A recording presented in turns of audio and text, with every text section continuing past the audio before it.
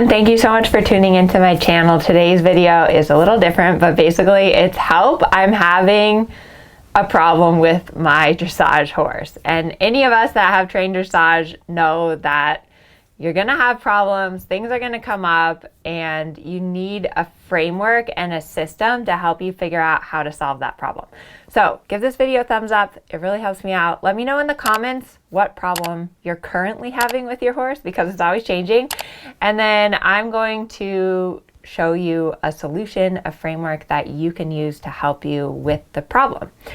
So first of all, some of the most common problems people have. Number one, they can't get their horse to go forward.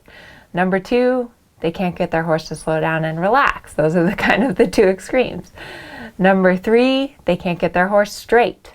They can't pick up the canter. They can't get their horse on the bit. These are all really common problems in dressage training. And today I'm going to talk about a framework that all of us trainers, all of the judges, everyone in dressage uses to help correctly train your horse, install the correct basics in your horse, and troubleshoot when you run into a training problem. So, it's not a big secret, but what I'm talking about today is the Dressage Training Scale. If you're watching this in real time, check out the link below if you want to learn more about the training scale, and check out my masterclass on the training scale. But the way the training scale works is that the training scale is the framework. It's the basics of dressage. So when we look at the training scale, we always work from the bottom up in the training scale. A lot of people say that rider position is the base of the training scale. So before you even can start thinking about training your horse, you need to be in the correct position. So always check in with that first whenever you're having a training issue. Make sure you're in the correct alignment, make sure that you're giving the correct aids. All of those things always come first. Now, once you've checked in with your position, the second thing is rhythm. So a big part of dressage is enhancing the horse's natural gaits. That's how, when we see those top riders, they have just those beautiful extended trots and beautiful extended canters. And it's really enhancing the natural beauty of the gait in your horse, and that always is first and foremost.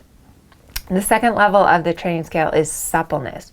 Suppleness has to do with both physical and mental, and they go hand in hand. But in order to train your horse, they need to be relaxed in order to train them. If your horse is afraid, if your horse is tense, you're not going to be able to train them. So that's the second level of the training scale. The third level of the training scale is contact and connection. And there's kind of three main points. So contact has to do with the relationship between your hand and the horse's mouth. Connection has to do with the whole body of the horse and the hind leg through the back and to the hand, and also thinking about your seat and your legs. That's connection. Then we have impulsion, straightness, and finally collection. So what I want to do today is we're going to go through some of the common issues that you might be having with your horse, and I'm going to show you how you can use the training scale to fix that issue. So I hope this is good for you guys. Okay, so issue number one is help, I can't get my horse to go forward. Like I mentioned before, the first thing you want to check in with is your rider position. So do you have an independent seat and legs? Are you using your legs correctly, meaning that you put your leg on to get the horse to go, and then you take your leg off once the horse is going? That's the most important thing. Now, the second thing that you want to look at is suppleness. So in order to get your horse going forward, which is impulsion, your horse has to be supple. There's a big link between suppleness and impulsion. So if your horse is all stiff and their muscles are all locked up and they're really braced and against the hand, you're not going to be able to get the horse to go forward. So you need to do some suppleness exercises, some bending exercises, some moving your horse a little bit sideways exercises, just to get their muscles loosened up so that they can actually go forward. And then the next level of the training scale is connection. So acceptance of the bit. In order for your horse to go forward, they need to be connected and accepting of the bit. They cannot be curled and they cannot be braced. So ask yourself, is your horse not going forward because of one of these two things? Are they either curled behind and afraid to take pressure on the bit, or are they braced and too much against your hand? Either one of these things could be the problem. So a great exercise to work on getting your horse to go forward, to work on impulsion, is transitions. Lots and lots of transitions. Quick transitions where you walk 2 or 3 steps, trot. Walk 2 or 3 steps, trot. And then checking in with all these things, checking in with your position, checking in with the suppleness and the connection. So that's how I would use the training scale to help with a horse that doesn't go forward. Okay, second scenario, this is a good one, is help. My horse is on the bit, but the second I ask for the trot, his head comes flying up. And I know I have a horse right now that does that. Like, he's all nice and round. I ask for the trot, his head goes straight up in the air. So this is a connection issue.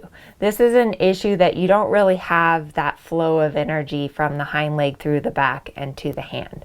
So again, we're going to look at the training scale and try to figure out what we can do to help so that we have a better connection and that we can keep our horse round through the transitions.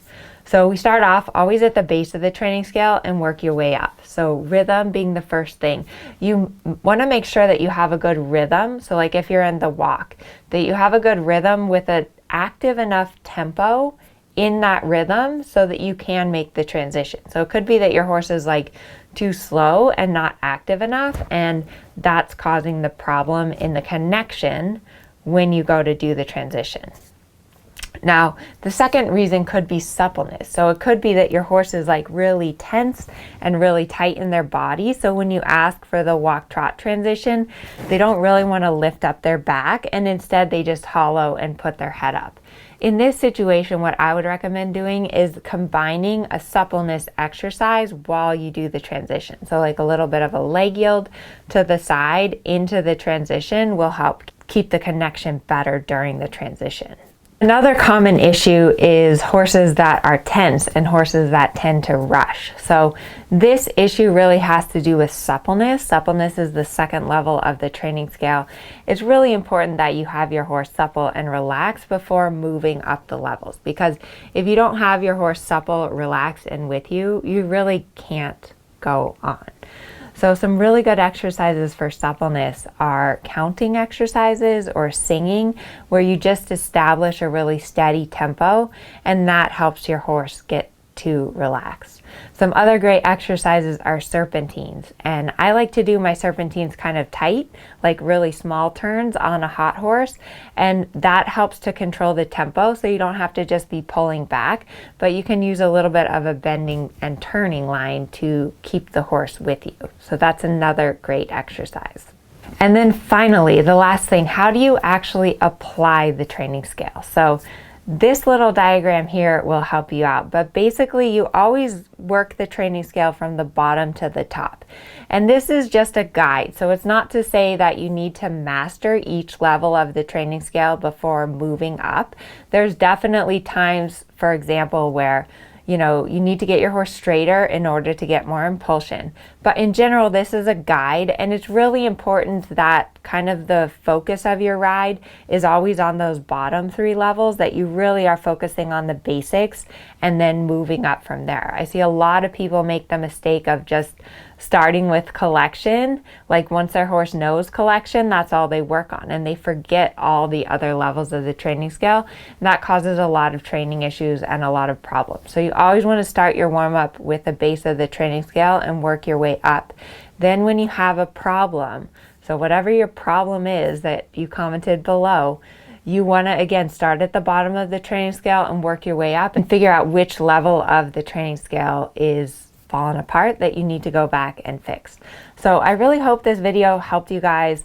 The training scale is something I use with every horse and every student, and I've learned it, had it drilled into my head over and over again. Like I mentioned before, check out the link below if you're interested in the training scale masterclass.